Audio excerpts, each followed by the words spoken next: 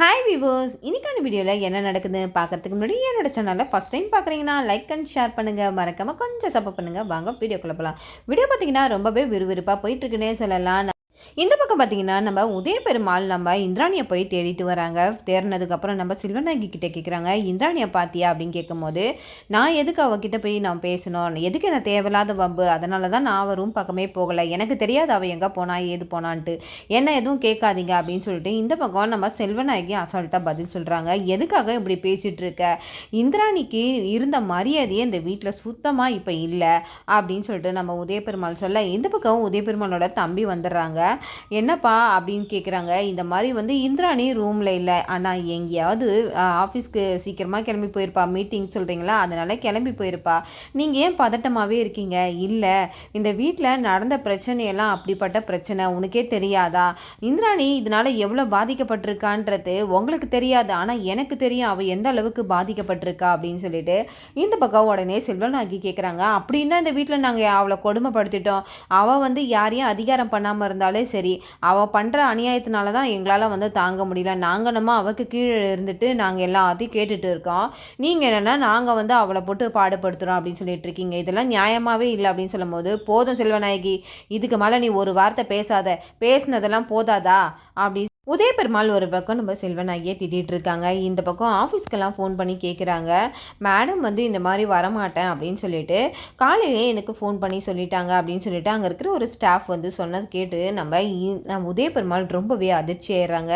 வேறு ஏதாவது சொன்னாலா அப்படின்னு கேட்கும்போது, வேறு எதுவும் சொல்லலை சார் அப்படின்னு சொல்லும் போது இந்த பக்கம் கபிலனுமே இதை கேட்டுட்டு ரொம்பவே அதிர்ச்சி ஆயிடுறாங்க. என்னப்பா அக்கா இந்த மாதிரிலாம் பண்ணிகிட்ருக்காங்க, எதுக்காக இப்படிலாம் பண்ணிகிட்ருக்காங்க அப்படின்னு கேட்கும்போது நம்ம உதயபெருமாள் கபிலன் கிட்ட சொல்கிறாங்க, எல்லாம் நீங்கள் பண்ணது, இந்த வீட்டில் கொஞ்சம் நெஞ்சமாக நீங்கள் அநியாயம் பண்ணீங்க இந்திராணியை வச்சு அப்படின்னு சொல்லும்போது, நாங்கள் அந்த ஐலிஷிவா வீட்டை விட்டு போகிறதுக்காக தாங்க நாங்கள் இப்படி பண்ணோம், அதை விட்டுட்டு நீங்கள் என்னமோ அவங்களுக்காக சப்போர்ட் பண்ணுற மாதிரி பேசிகிட்டு இருக்கீங்க அப்படின்னும் போது, அது மட்டுமா நீங்கள் பண்ணீங்க, அந்த குழந்தைய நீங்கள் எவ்வளோ கொடுமைப்படுத்துனீங்க, ஒரு குழந்தைய அவ்வளோ துன்புறுத்தத்தை ஒரு தாய் பார்த்தா எவ்வளோ கஷ்டமாக இருக்கும், அந்த கஷ்டத்தை அவள் அனுபவிச்சிருக்காடா, அவளால் தான் நம்ம இந்த நிலைமைக்கு ஆளானன்றதை யாருமே புரிஞ்சுக்கல அப்படின்னு சொல்லும் போது உடனே நம்ம செல்வநாயகி கேட்குறாங்க, எப்போ பார்த்தாலும் அவளால் தான் நம்ம இப்படி வந்தோம், அவளால் தான் இப்படி வந்தோன்னு இதே சொல்லிட்டு இருந்தா எத்தனை காலத்துக்கு தான் நீங்கள் இப்படியே சொல்லிட்டு இருப்பீங்கன்னு கேட்கும்போது, நீ கொஞ்சம் முன்னாடி இருந்த வாழ்க்கையை நினச்சி பாரு செல்வநாயகி அப்படின்னு சொல்கிறாங்க.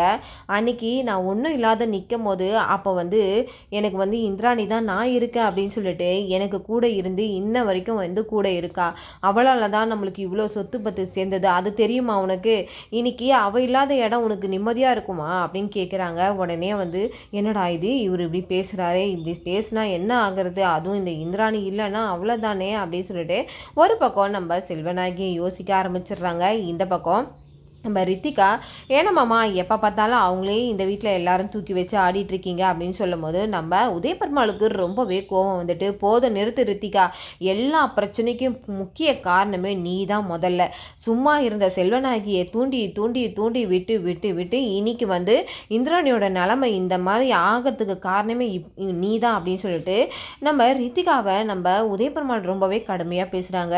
என்னம்மாம்மா என்னை பற்றி நீங்கள் இவ்வளோ இதுவாக பேசுகிறீங்க அப்படின்னும் போது, போதும், ஒரு பிஞ்சு குழந்தைய நீ என்ன மாதிரி கொடுமைப்படுத்தின, அயலி மேலே இருந்த கோவத்தை நீ அந்த குழந்தைகிட்ட நீ எப்படி காட்டினன்னு எனக்கு தெரியாதுன்னு நினச்சிட்டு இருக்கியா, நீலாம் ஒரு பொண்ணா அப்படின்னு சொல்லிட்டு கண்ணா பின்னான்னு நம்ம உதயபெருமாள் திட்ட ஆரம்பிச்சுறாங்க. இதை கேட்டுட்டு கபிலனும் அமைதியாக இருக்காங்க. ஏன்னா கபிலன் ஒன்றுமே அந்த இடத்துல பேச முடியாது. இந்த பக்கம் நம்ம இந்திராணி எங்கே போயிருப்பான்னு சொல்லிட்டு நம்ம உதயபெருமாள் கால் பண்ணிக்கிட்டே இருக்காங்க. கடைசியாக ஒரு காலை எடுத்து நம்ம இந்திராணி, எதுக்கு சித்தப்பா என்ன தொந்தரவு பண்ணிக்கிட்டே இருக்கீங்க, நான் தான் உங்ககிட்ட எதுவுமே பேசக்கூடாதுன்னு தானே ஃபோன் எடுக்க மாட்டேன், அதுவும் இல்லாமல் நான் ஆஃபீஸ்க்கே வரமாட்டேன்னு நாங்கள் இன்ஃபார்ம் பண்ணிட்டேனே, இனிமேல் எல்லா சொத்தையும் நீங்கள் ஆண்டுக்கங்க, எனக்கு எதுவுமே வேண்டாம், எனக்கு என் குழந்தையோட நிம்மதி தான் வேணும், நான் இத்தனை நாள் யார் முக்கியம் நினச்சனோ அவங்க எல்லாருமே என்கிட்ட பொய்யா தான் நடந்துக்கிட்டீங்க, அதனால இனி அந்த வீட்டுக்கு நான் வரமாட்டேன் அப்படின்னு சொல்லிட்டு நம்ம இந்திராணி ஃபோனை வச்சிடுறாங்க. அப்போ தான் நம்ம பாவை அயல்கிட்ட பேசுகிறத நம்ம உதயபெருமாள் சவுண்டு அந்த கேட்டுடுறாங்க. கேட்டுட்டு நம்ம இந்திராணி ஃபோனை வச்சதுக்கப்புறம் கபிலன் கேட்குறாங்க, அப்பா அக்கா எங்கே இருக்கா அப்படின்னு சொல்லிட்டு கேட்குறாங்க. அப்போ எனக்கு என்னமோ பாவை அயலி பேரை சொன்னதுனால அப்போ அயலி இருக்கிற இடத்துக்கு தான் இந்திராணி போயிருப்பான்னு நினைக்கிறேன் அப்படின்னு சொல்லிட்டு நம்ம உதயபெருமாள் சொல்ல, உடனே வாங்கப்பா நம்ம அக்காவை போய் முதல்ல அங்கேருந்து கூட்டிகிட்டு வரலாம் அப்படின்னு சொல்லிட்டு இங்கேருந்து அங்கே போகிறாங்க. போனதுக்கப்புறம் நம்ம இந்திராணி எதுக்கு சித்தப்பா இங்கே வந்தீங்க நீங்கள்? நான் தான் வரமாட்டேன்னு சொல்லிட்டேன்ல, எதுக்காக நீங்கள் எல்லோரும் இங்கே வந்திருக்கீங்க? இதுக்கு மேலே நீங்கள் என்ன யாரும் ஃபோர்ஸ் பண்ணாதீங்க, என்னால் இதுக்கு மேலே மன உளைச்சலுக்கு ஆளாக முடியாது அப்படின்னு சொல்லிட்டு இந்திராணி எவ்வளோ சொல்கிறாங்க. அப்போ இந்திராணி கிட்ட நம்ம உதய பெருமாள் கேட்குறாங்க, உனக்கு நாங்கள் என்ன பண்ணால் நீங்கள் அந்த வீட்டுக்கு வருவ அப்படின்னு சொல்லும்போது, அப்படியா நான் சொன்னால் நீங்கள் கேட்பீங்களா அப்படின்னு சொல்லிட்டு நம்ம இந்திராணி, நான் சொல்கிறேன் நீங்கள் கேட்கறதுனால நான் சொல்கிறேன் அப்படின்னு சொல்லிட்டு சொல்கிறாங்க. அப்போ அயலி சிவா இனிமேல் வந்து நான் எங்கே இருக்கனோ அங்கே தான் அயலி சிவா இருக்கணும் அப்படின்னு சொல்லிட்டு ஒரு ரூல்ஸை வந்து நம்ம உதய பெருமாளுக்கு போடுறாங்க. அப்போ உதய பெருமாளுக்கு ஒன்றுமே புரியல, என்ன சொல்கிறது அப்படின்னு சொல்லிட்டு வீட்டில் இருக்கவங்க எல்லாருமே அதிர்ச்சியாக பார்க்குறாங்க. ஏன்னா நாங்கள் உன்னை கூப்பிட வந்தால் நீ நம்ம அவங்கள கூப்பிட்ற, அவங்க தான் வரக்கூடாதுன்னு சொல்லிட்டு நம்ம வீட்டை விட்டு அனுப்பிட்டோம்ல, இனிமேல் வந்து அவங்களுக்கும் இந்த வீட்டுக்கு எந்த சம்மந்தமும் கிடையாது இந்திரா, தேவையில்லாமல் வந்து ஒரு ட்ராமாவை வந்து இங்கே ஆடிட்டு இருக்காது அப்படின்னு சொல்லிட்டு செல்வநாயகி சொல்ல, இதை கேட்டு நம்ம உதய பெருமாள் போதும் நிறுத்து, இதுக்கு மேலே நீ இந்திராணியை நீ ஒரு வார்த்தை பேசினீன்னா உனக்கு மரியாதை அவ்வளோதான் அப்படின்னு சொல்லிட்டு உதய பெருமாள் திட்ட, இந்த பக்கம் நம்ம செல்வநாயகி நம்ம உதய பெருமாளை பார்த்து ரொம்பவே முறைச்சிட்டு இருக்காங்க. இதுக்கப்புறம் நீ ஒரு வார்த்தை கூட இந்திராணியை தப்பாக பேசக்கூடாது அப்படின்னு சொல்லிட்டு சொல்லிடுறாங்க. இந்த பக்கம் இந்திராணி சொல்கிறாங்க, நான் வந்து நாடகம்லாம் ஆடலை, ஆனால் உண்மை என் குழந்தைக்காக தான் நான் கேட்குறேன், நான் எங்கே இருக்கணும் அங்கே தான் சிவாவும் அயலியும் இருக்கணும்னு நான் ஆசைப்பட்றேன், அதனால் நீங்கள் சொன்னீங்கன்னா நான் வருவேன், அப்படி இல்லைனா அந்த வீட்டு பக்கமே நான் வரமாட்டேன், நீங்களே எல்லா சொத்தையும் எடுத்துக்கங்க, எனக்கு எதுவுமே வேண்டாம் அப்படின்னு சொல்லிட்டு நம்ம இந்திராணியோட முடிவை சொல்லிடுறாங்க. அப்போ நம்ம உதய பெருமாள் ஒரு முடிவை வந்து அந்த இடத்துல எடுக்கிறாங்க. சரி இந்திரா, உனக்காக நாங்கள் அயலி சிவாவை வீட்டுக்கு நாங்கள் கூட்டிகிட்டு வரோம், நீ வா அப்படின்னு சொல்லிட்டு நம்ம உதய பெருமாள் யாரையுமே கேட்காம ஒரு முடிவை எடுத்துடுறாங்க. இதை கேட்டுட்டு எல்லாருமே ரொம்பவே அதிர்ச்சி ஆயிடுறாங்க.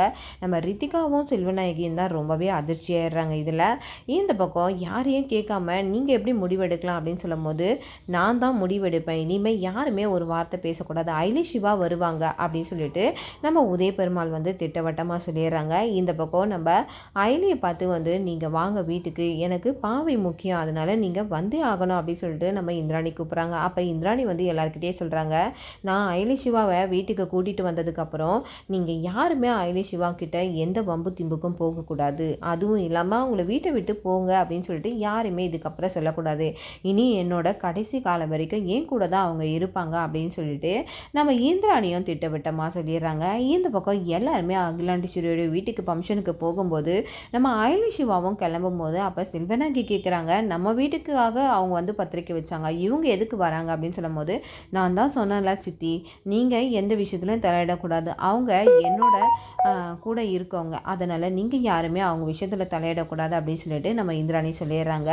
அதுக்கு உதய பெருமாளுமே, ஆமாம் அதுதான் அவள் சொல்லிட்டு தானே வந்தா, திருப்பி திருப்பி எதுக்கு நீ பிரச்சனையை உண்டு பண்ணிகிட்டு இருக்க அப்படின்னு சொல்லிட்டு நம்ம உதய பெருமாள் நம்ம செல்வநாயகியை பிடிச்சி திட்டிடுறாங்க. இந்த பக்கம் நம்ம கபிலன் ஒரு பக்கம் ஃபங்க்ஷனில் வந்து நம்ம வர்மா வந்து அவங்க விரிச்ச வலையில் விழுந்துட்டாங்கன்னே சொல்லலாம். இப்போ வர்மா வந்து சொல்கிறாங்க, அகிலாண்டேஸ்வரியோட கதையை நீ முடிக்கணும், அப்போ தான் நான் உனக்கு வந்து நீ கேட்குறத நான் தருவேன், அப்படி நீ அந்த கதையை நீ முடிக்கலைன்னா உன் விஷயத்த நான் வீட்டில் எல்லாருக்கிட்டே சொல்லிவிடுவேன் அப்படின்னு சொல்லிட்டு மிரட்டுறதுனால நம்ம கபிலனும் வேறு வழி இல்லாமல் அகிலாண்டேஸ்வரியை தீர்த்து கட்ட முடிவெடுக்கிறாங்க.